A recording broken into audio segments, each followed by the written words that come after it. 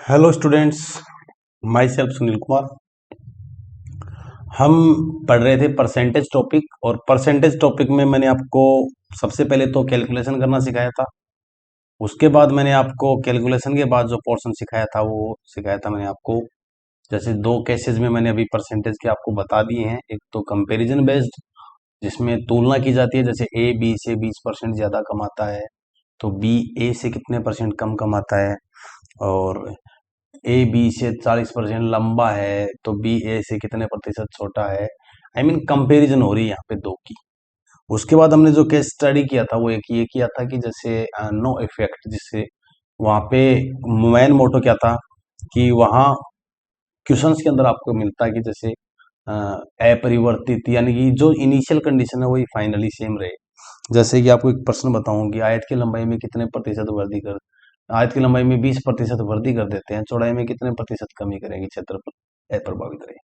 तो ये, या फिर एक गृहिणी चाय के मूल्य में 25% की वृद्धि हो जाने पर उसका खपत कितने प्रतिशत कम करे कि अब चाय पर होने वाला खर्च जो है वो वही रहे। तो आई मीन यहाँ क्या था, इनिशियली और फाइनली सेम कंडीशंस थी। जो शुरुआत में खर्चा वही लास्ट में रही, और शुरुआत में क्षेत्रफल है वही लास्ट में रही। ये दो केस अपन ने स्टडी किए थे। आज हम परसेंटेज में आगे बढ़ेंगे।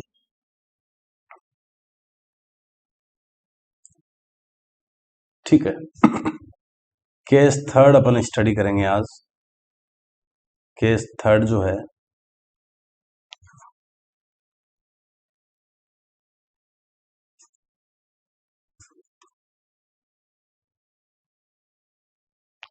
केस थर्ड है इफेक्ट बेस। ये इंपॉर्टेंट है।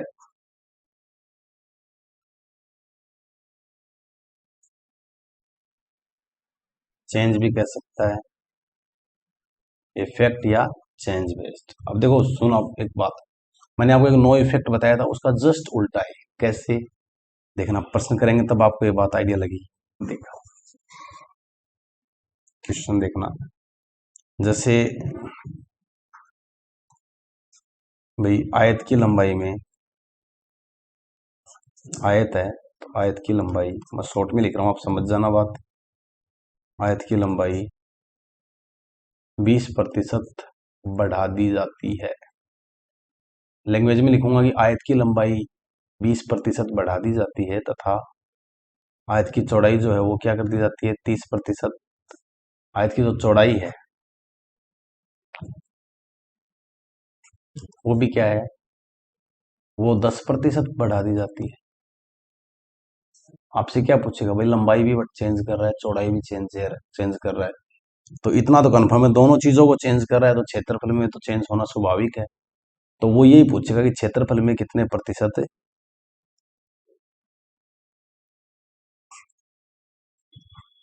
कितने प्रतिशत परिवर्तन होगा। ये नहीं बोलेगा कितने प्रतिशत वृद्धि होगी, कितने प्रतिशत कमी होगी, क्योंकि कई बार क्या होता है, एक चीज बढ़ा रहा है एक चीज घटा रहा है।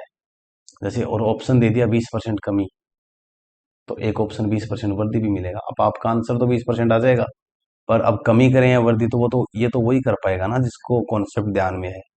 देखो क्वेश्चन कैसे करेंगे, वही मेथड था जो पहले वाला मैंने आपको बताया था, दोबारा बता देता हूँ, सीधा ही बता रहा हूँ। एक तो चेन मेथड, देखो एक तो बेसिक कॉन्सेप्ट है, बेसिक तो आप आराम से, हो तो आपको पता ही होना चाहिए। इमेजिन नहीं करने की जरूरत है एक्स और वाई वेरिएबल्स की। आप तो ये मान लीजिए कि देखो लेंथ है 100 और ब्रेड्थ है वो भी 100 है, और ऑब्वियस से इनका मल्टीप्लाई भी क्या होगा, इनका एरिया वो कितना होगा, 10,000। अब देखो लेंथ को बढ़ा दिया भाई, कितने परसेंट बढ़ाया,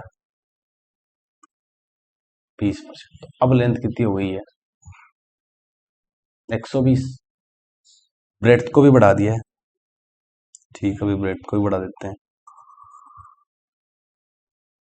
ठीक है, इसको कितना बढ़ाया है, 10%।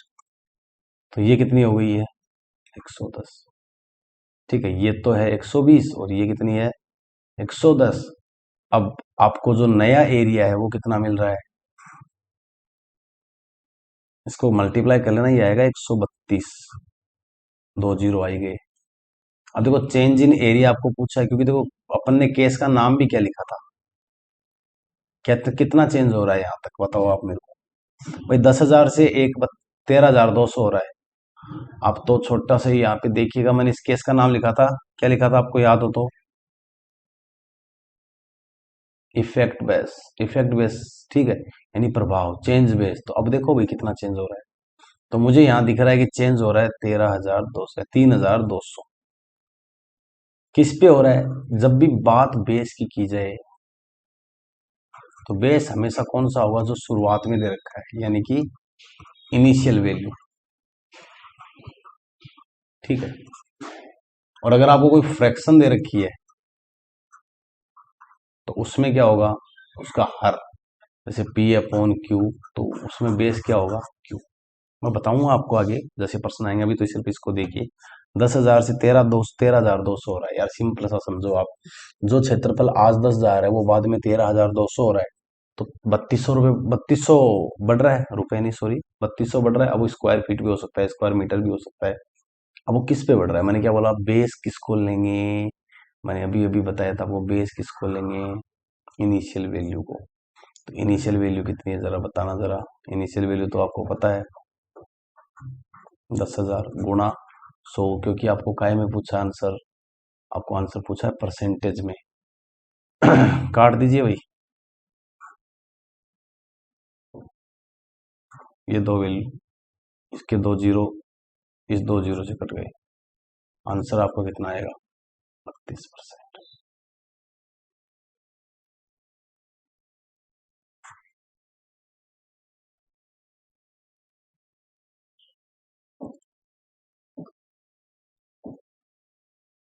ठीक है, 32% आपका आंसर आएगा। ठीक है, अब देखो, इसी प्रश्न को दूसरे तरीके से भी हम कर सकते हैं। कैसे, मैं बताता हूँ आपको। देखो, क्वेश्चन तो आपको ध्यान ही है, या एक बार देख लो आप क्वेश्चन क्या था। लंबाई में 20% की वृद्धि है और चौड़ाई में 10% की वृद्धि है। अब की बार आप एक मेथड क्यों क्या काम में लेंगे, इधर लिख लीजिएगा।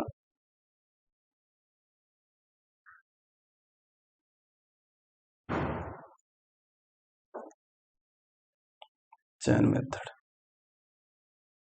अब चैन मेथड से कैसे करेंगे? देखो, बेस क्या मान के चलेंगे? 100। पहली वृद्धि कितनी हो रही है? 20% की। पहली वृद्धि कितनी हो रही है? 20% की। कितना हो गया?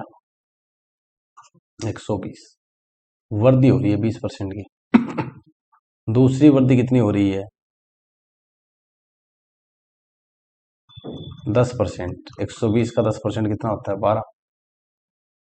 ठीक है, तो 120 में 12 जोड़ो, 132। 100 से कितना बढ़ गया है?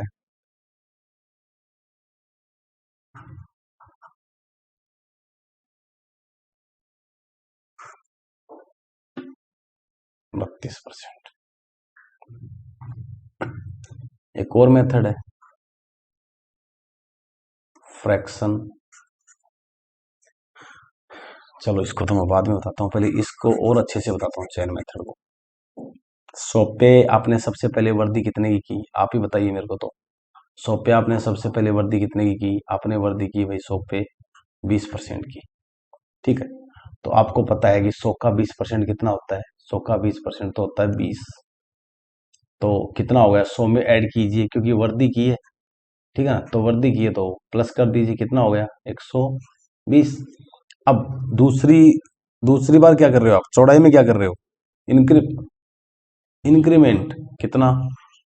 10%। अब ये 10% किसका निकालना है? 120 का निकालना है। याद रखना, पहला परसेंटेज पहले आधार पर, दूसरा परसेंटेज दूसरे आधार पे। दूसरा परसेंटेज किस पे होगा? दूसरे आधार पे। तो दूसरा आधार तो 120 है, 120 का 10% कितना होगा? 12। तो आप एक काम कीजिए, 12 को ऐड कर दीजिए, कितना होगा? 132। कोई कहते नहीं, मत तो क्या नाम है, पहले 10% बढ़ाऊंगा फिर मैं 20% बढ़ाऊंगा। चलो भाई, जैसा आपको सही लगे वैसे कर लेते हैं। आप 10% बढ़ाना चाहते हो, एक काम करो, 100 है,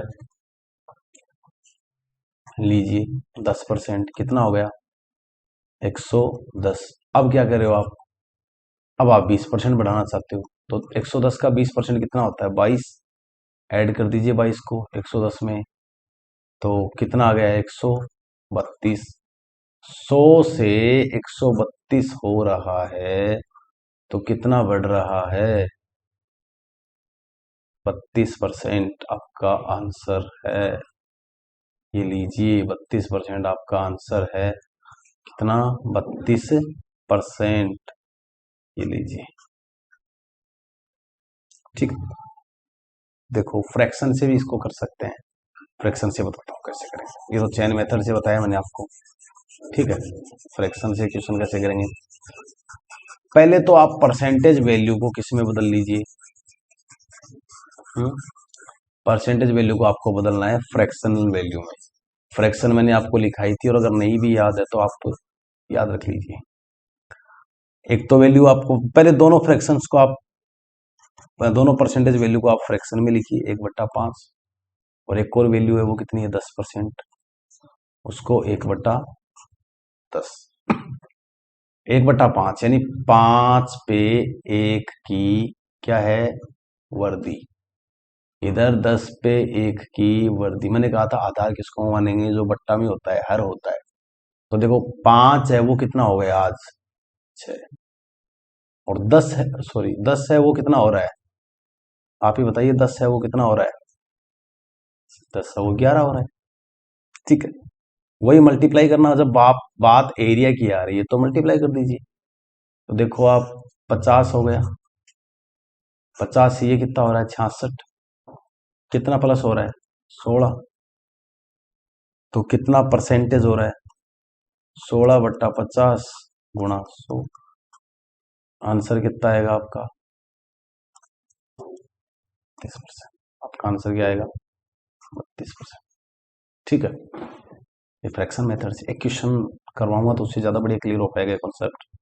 देखिए, क्वेश्चन लिखवाता हूँ आपको।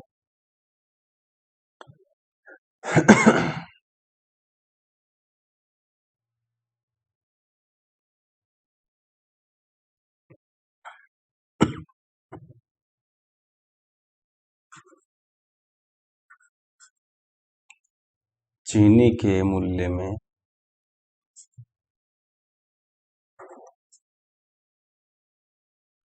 25% की वृद्धि हो जाती है, जिससे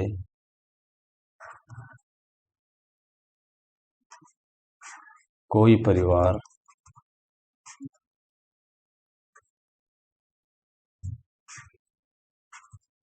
उसकी खपत या उपभोग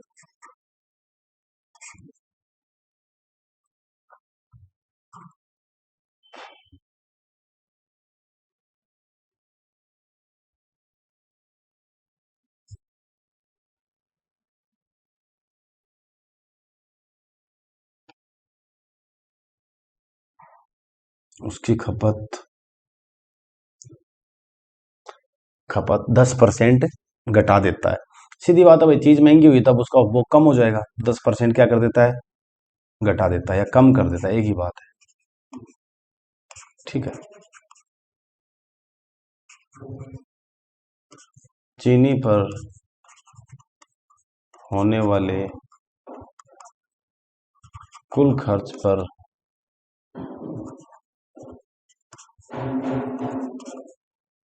क्या प्रभाव पड़ेगा? और मैंने आपको केस का नाम भी क्या बताया था? इफेक्ट या फिर चेंज बेस्ड। तो अब की बार बंदा क्या कर रहा है? चीनी पर होने वाले खर्च पर क्या प्रभाव पड़ेगा, देखते हैं भाई। तो सीधी सीधी इसमें आपको दे रखा है, एक तो 25% की क्या है? वर्दी। खपत क्या है भाई? 10% की क्या है? सीधी बात आपको बोल रहा है कि घटा देता है। और घटाने का मतलब क्या है? कमी। दोनों वैल्यू को आप फ्रैक्शन में लिख लीजिए। एक तो वो तरीका है, एक चेन मेथड है, दोनों ही बता देता हूँ। अगर आप 100 कर रहे हो तो डेफिनेटली 125 होगा, क्योंकि कितना इंक्रीमेंट हो रहा है? 25%। अब कितना बढ़ेगा? 10%। लेकिन आपको पता है अब ये 10% किसका होगा? 125 का, जो कि कितना होता है? 12.5। 125 में 12.5 जोड़िए, 137.5 होता है। तो टोटल वर्दी कितनी हो जाएगी? 37.5। 5%, और होगी क्या, वर्दी। या फिर आप कहो इसको कि ये फ्रैक्शन के हिसाब से कैसे होगा, तो देखिए मैं आपको वो भी बता देता हूँ। पहले तो 25% को लिखिए। आप क्या लिखोगे 25% को, देखो 25% को आप लिखिए फ्रैक्शन में 1/4। ऐसे ही 10% को आप लिखिए 1/10। तो ये तो 4 से कितना हो रहा है, 5। अरे सॉरी सॉरी, एक चीज भूल गया मैं, ये क्या कर रहा है भाई, ये घटा रहा है, ठीक है ना। दोनों, वो पिछले वाला प्रश्न था जिसमें एक चीज बढ़ा रहा था, अब की बात 10% को घटा रहा है। तो 125 में 12.5 जोड़ेंगे, घटाएंगे ना, तो 112.5 बचेगा, और आपका आंसर कितना आएगा, 112.5 से, ठीक है, 112.5% से कितना टोटल वृद्धि कितनी हो रही है, 12.5%, क्योंकि ये कमी है भाई। तो देखो 10% को 1/10 बोलेंगे, यानी कि 10 से कितना हो रहा है, वो तो 4 से 5 हो रहा है, पर ये 10 से 9 हो रहा है। कोई पूछ रहा होगा क्यों, क्योंकि देखो 10% पे तो कमी है ना, सीधा दे ही रखा आपको। 10% पे तो क्या है, एक की, 10 पे तो क्या है, एक की कमी। 4 पे एक की क्या है, वर्दी, इधर प्लस है, और जहां कमी है वहां माइनस लिख दो। तो देखो यहाँ तो +1 करो तो 5 हो गया, यहाँ -1 करो तो 9 हो गया। दोनों को मल्टीप्लाई कर दीजिए, दोनों को मल्टीप्लाई करेंगे तो ये तो क्या आ गया आपका, ये तो आ गया 40, और ये कितना आ गया, 45। अब आप ही देख लीजिए कि जो वर्दी हो रही है वो कितने की हो रही है। तो सिंपल सी बात है, वर्दी कितने की हो रही है, 5 की हो रही है। कितना परसेंट, तो 5 की वर्दी किस पे हो रही है, 40 पे, गुणा 100। 5 को काटिए, 5 एकम 5, 5 अठे 40, और 1/8 अगर आपको ध्यान हो तो कितना होता है, 12.5%। ये लीजिए, ये आपका आंसर होगा, ठीक है। अब देखिए और भी ऐसे कुछ क्वेश्चन है जो मैं आपको बताता हूँ। तो आपका आंसर क्या आएगा, 12.5%, ठीक है। हो सकता है ये इधर दिख नहीं रहा हो आपको, तो मैं वैसे भी आपको इधर करके बता देता हूँ। टोटल वर्दी कितने की हो रही है, 5 की, किस पे हो रही है, 40 पे, गुणा 100, 5 एकम 5, 5 अठे 40, 1/8 क्या होता है, 12.5%। आपको तो गुणा 100 करने की जरूरत ही नहीं है, ये आपका आंसर होगा। देखो अगला क्वेश्चन करते हैं हम, ठीक है।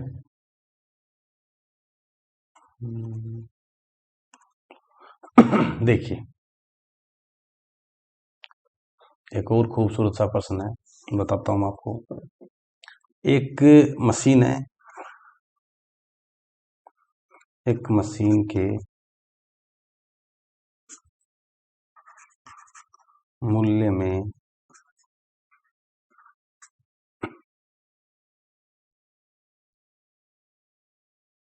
पहले वर्ष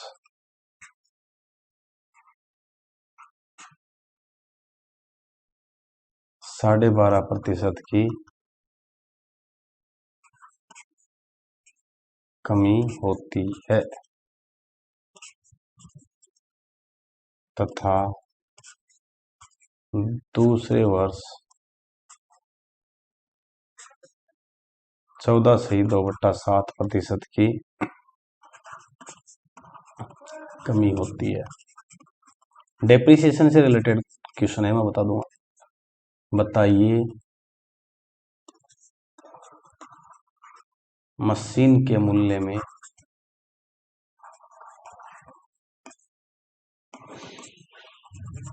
कुल कमी कितने प्रतिशत होगी। देखिए कैसे करेंगे, बताते हैं आपको। पहले तो आप क्वेश्चन पढ़िए पूरा ध्यान से। देखो एक चीज नोटिस करना, यहाँ पे दो कंसिस्टेंट ईयर्स हैं जिसमें मशीन के मूल्य में बंदा कह रहा है कमी हो रही है। देखिए कौन से, पहले तो पहले वर्ष हो रही है,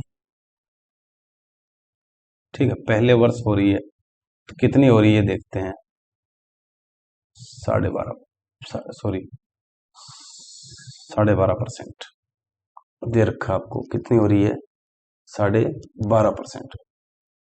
और दूसरी साल कितनी हो रही है, दूसरी साल हो रही है 14.2/7%। ठीक है, दूसरी साल हो रही है 14 से 2/7%। तो ये कह रहा है कि कुल कमी कितनी हुई दोनों साल की मिलाई। देखो एक बात बताऊं आपको, करते हैं इस प्रश्न को। चाहो तो आप इसको फ्रैक्शन से कर लो, चाहो तो आप चेन मेथड से। मेरी तरफ से तो ये सबसे आसान रहेगा फ्रैक्शन मेथड से, क्योंकि आप 100 में 12.5 जोड़ेंगे तो आपको दिक्कत आएगी, फिर 12.5 घटाएंगे तो दिक्कत आएगी, फिर उसमें उसके भी 14 से 2/7% निकालेंगे तो दिक्कत आएगी। तो मैं मेरी तरफ से सबसे बेस्ट और सुटेबल मेथड, चाहे फ्रैक्शनल वैल्यू हो, चाहे डेसिमल वैल्यू हो, चाहे इंटीजर वैल्यू हो, मैं सबसे बेस्ट मेथड जो मानता हूँ वो मानता हूँ फ्रैक्शन वाला। यानी कि हम इसको लिख देते हैं 12.5% को परसेंटेज में क्या बोलते हैं, फ्रैक्शन में क्या बोलते हैं, 1/8। और इसको 14 से 2/7% को क्या बोलते हैं, 1/7। दोनों ही कमी है भाई। 8 से 1 कम होके 7 हो गया, यहां 7 से 1 कम होके 6 हो गया। मल्टीप्लाई कर दीजिए दोनों को, तो इधर 56 और इधर 42। टोटल कितनी कमी हो रही है। ठीक है, मैं इसको मिटा रहा हूं, अब इधर सोल्व करके बता देता हूं, इधर आपको दिखेगा नहीं। देखो फ्रैक्शन मैंने आपको लिख के बता ही दी है। अब देखो टोटल कितनी कमी हो रही है, आपको साफ दिख रहा है भाई। 56 से 42 हो रहा है, तो ये तो पता चल रहा है कि 14 कम हो रहा है। 14 की कमी हो रही है, किस पे हो रही है भाई, 56 पे। तो कितना परसेंट आएगा ओवरऑल, तो गुणा 100, 1/4। किसी को पता है तो डायरेक्ट लिख देगा 25%, नहीं पता है तो 100 से काट लो। आपका आंसर आएगा 25% की क्या हुई, कुल कमी हुई। तो 14 से 2/7% और 12.5% दोनों कमी अगर एक साथ हो रही है कंसिस्टेंट ईयर में, तो 25% की कमी होगी। गलती से 14 से 2/7% और 12.5% को जोड़ मत देना डायरेक्ट, क्योंकि कंसिस्टेंट क्रमागत वर्षों में हो रही है। पहले वर्ष हुई, फिर उसके बाद दूसरे वर्ष हुई। तो इस तरह से अपन ये क्वेश्चंस करेंगे। ठीक है, अब देखिए अगला प्रश्न देखिएगा।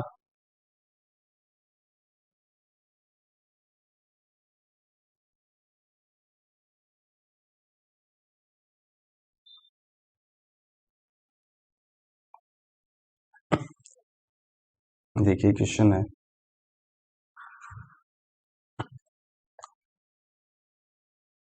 एक वर्ग की भुजा में 10% की वृद्धि की जाती है।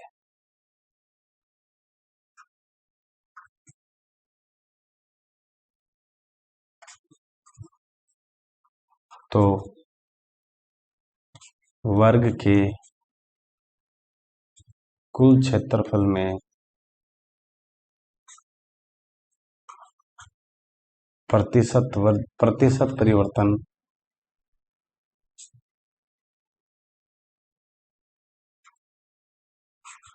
क्या होगा। ठीक है, ये क्वेश्चन है, एग्जाम में आया हुआ क्वेश्चन है, एसएससी के अंदर। थोड़ा मैं आपको बता देता हूँ। वैसे एग्जाम में आए हुए क्वेश्चन मैं आपको एक साथ करवाने वाला हूँ। कुछ एग्जाम में आए हुए अधीनस्थ बोर्ड के, उसके अलावा एसएससी के, और भी जो एग्जाम है रेलवे वगैरह के, वो क्वेश्चन मैं आपको यहाँ स्क्रीन पे करवाऊंगा। और फास्टेस्ट कैसे अपन उनका आंसर निकालेंगे ये मैं बताऊंगा, आपको पता चलेगा ये वीडियोस कहाँ काम आएंगे। अभी सिर्फ आप लर्निंग प्रोसेस में है, मैं आपको प्रैक्टिस भी यही करवाने वाला हूँ। आप बस कंटिन्यू बने रहें, एक भी क्लास मिस ना करें। देखो करते हैं, वर्ग का क्षेत्रफल होता है भुजा गुणा भुजा। तो सबसे पहले आप तो एक बार फ्रैक्शन ही याद रखो कि 10% कितना होता है, आपको पता है। 10% को कितना बोलते हैं टेबल में, 1/10। तो एक काम करो, 10 से भुजा कितनी हो रही है, 11, सीधी बात है। लेकिन भुजा गुणा भुजा, तो एक काम करो, भुजा गुणा भुजा करना चाह रहे हो तो 10 का स्क्वायर भुजा स्क्वायर। ठीक है, कितना हो गया, ये तो हो गया 100, 121। तो कितना बढ़ गया, 21 बढ़ गया, किस पे, 100 पे, गुणा 100, 100 से 100 कट जाएगा। तो आपका आंसर कितना आ गया, 21%। 21% आपका आंसर है। एक और प्रश्न है, देखिए क्या क्वेश्चन है।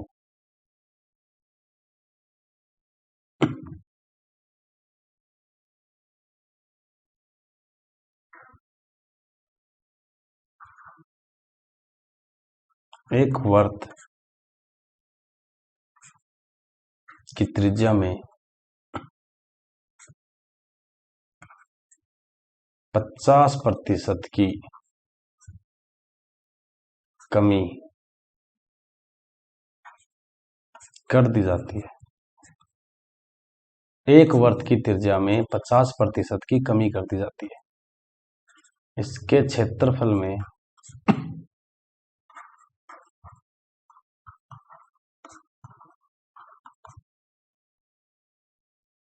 प्रतिशत परिवर्तन ज्ञात करो।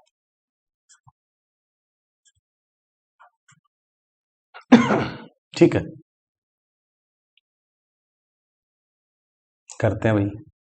क्षेत्रफल में प्रतिशत परिवर्तन पूछा है, 50% की कमी। टेबल के अकॉर्डिंग 50% को क्या बोलते हैं, 1/2, यानी 2 से कितना हो रहा है, 1। तो वर्त की त्रिज्या पाई आर स्क्वायर, पाई तो दोनों तरफ रहेगा। आप चाहो तो इसको ऐसे भी कर सकते हो कि इसको देखो मिटा देता हूं मैं, इसको पाई आर स्क्वायर बाद में 1 हो जाती है, तो पाई 1 स्क्वायर, बात तो एक ही है। इसको आप लिखेंगे 4 पाई और इसको आप लिखेंगे पाई। कितनी कमी हो रही है, 3 पाई की हो रही है। किस पे हो रही है, 4 पाई पे, और गुणा 100। तो पाई से पाई कैंसिल, 3/4 कितना आता है, 4 को काटिए 100 से, 25 बार कट गया, तो कितनी प्रतिशत की कमी हो रही है, 75% की। ठीक है, और आप पाई नहीं लो तो भी कोई फर्क नहीं पड़ने वाला है, क्योंकि 2 का स्क्वायर है, बाद में 1 का स्क्वायर हो जाता है, 4 से 1 हो जाती है, तो 3 डाउन हो जाती है। 3 किस पे कमी हो रही है, 4 पे। तो देखो क्यों नहीं फर्क पड़ता है, क्योंकि देखो एक बात बताओ, पाई लो, अक्स लो, कुछ भी ऐसी वैल्यू लेंगे अपन को तो सिर्फ वैल्यू से बहुत वैल्यू बहुत है। क्यों, क्योंकि देखो ये पाई तो आपस में कट गई, तो हमें तो मतलब किससे रहा, संख्या से मतलब रहा यार। ये पाई तो कटी गई ना दोनों तरफ, तो फिर हमें तो संख्या से मतलब रह गया, तो फिर क्या सार। तो फिर अपन क्या करेंगे, 3/4। आप कहते हैं कि भाई 2 का स्क्वायर से 1 का स्क्वायर, तो भी 4 से अगर 1 हो रही है, तो कमी तो 3 की हो रही है 4 पे, वो भी कितना होता है, 75% ही होता है। तो आपका आंसर क्या आएगा, 75%। ठीक है, अगला प्रश्न देखिएगा।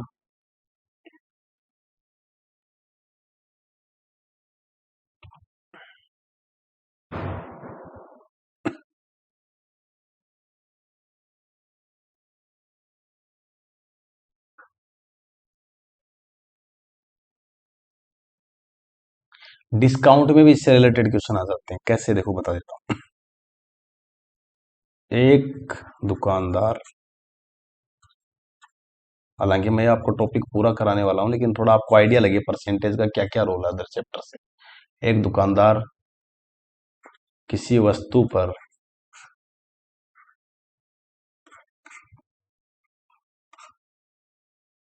20% तथा 15% के दो क्रमागत बट्टे प्रदान करता है।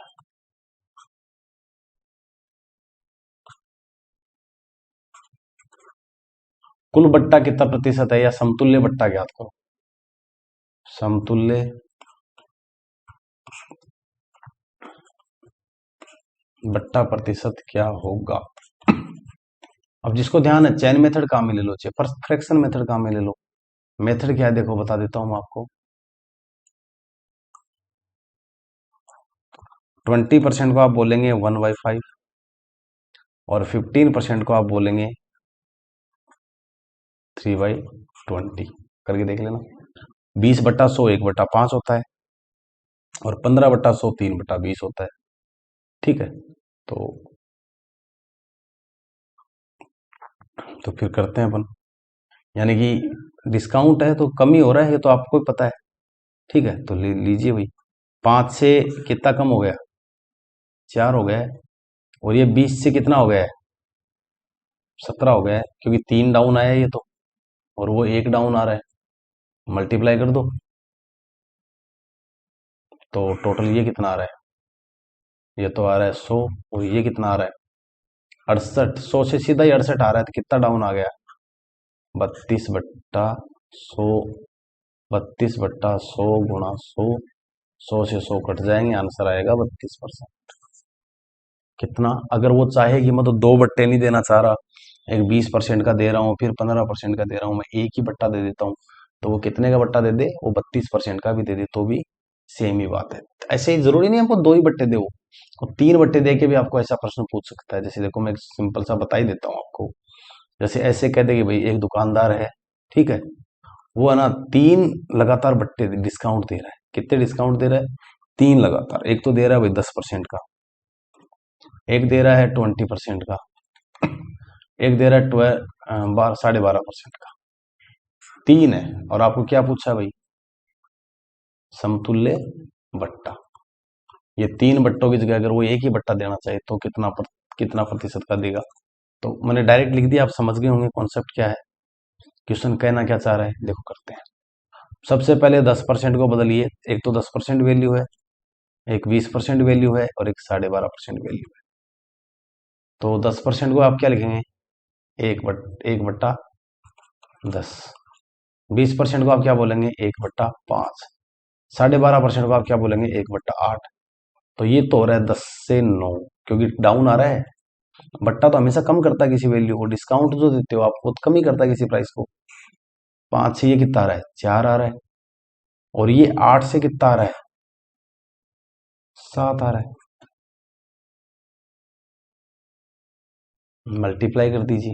एक काम और कर सकते हो आप, गुणा में तो है लेकिन जो उल्टी संख्या है उनको आप आपस में काट सकते हो। जैसे कैसे, ये 10 को और 8 को मत काटना, लेकिन इस 4 को, 4 एकम 4, 4 दूनी 8। अब देखो 10, ये कर सकते हो, ध्यान रखना बस ये बात। 10 गुणा 5 गुणा 2 कितने हो गए, 10 पंजे 50 दूनी 100, सॉरी 50 दूनी 100, और ये कितना हो गया, तो 9 7 63, कितना डाउन आ गया है, 63 कम हो गया है, मतलब 63 पे आ गया है। ठीक है, तो 63 हो गया है। कितना कम हो रहा है आपको पता है, 37 हो रहा है, 37%। समतुल्य बट्टा कितना आ जाएगा, 37%। तो यहाँ आंसर आपका आएगा 37%। इस तरह से हम इस कॉन्सेप्ट में क्वेश्चंस करेंगे। परसेंटेज का बेसिक फंडे से हम थोड़ा थोड़ा बाहर आ रहे हैं अभी। हालांकि मैं कैलकुलेशन के लिए आपको खूब एक वीडियो के अंदर एक ही कंसेप्ट या 2 ही कंसेप्ट समझा रहा हूँ, ताकि आपको कहीं भी कोई कन्फ्यूजन ना रहे। और फिर भी समझ नहीं आता है तो टेंशन लेने की जरूरत नहीं है। जब सारे चैप्टर, थोड़ा बहुत आधा आधा चैप्टर भी हो जाएगा, तो मैं उस आधे चैप्टर के कुछ मिक्स क्वेश्चंस लेके आके आपके सामने सोल्व करवाऊंगा, जिससे अपना कॉन्फिडेंस लेवल बढ़ेगा, और एग्जाम में भी क्वेश्चन कराऊंगा तो अपन को भी लगेगा कि हाँ हम वही पढ़ रहे हैं जो एग्जाम में आने वाला है, या जिस तरह से पूछा जाता है। फिर धीरे धीरे अपन क्वेश्चन का लेवल भी अप करेंगे। आपको भी अपडेट रहना है, मेरे किसी भी वीडियो को मिस ना करें। Thank you very much.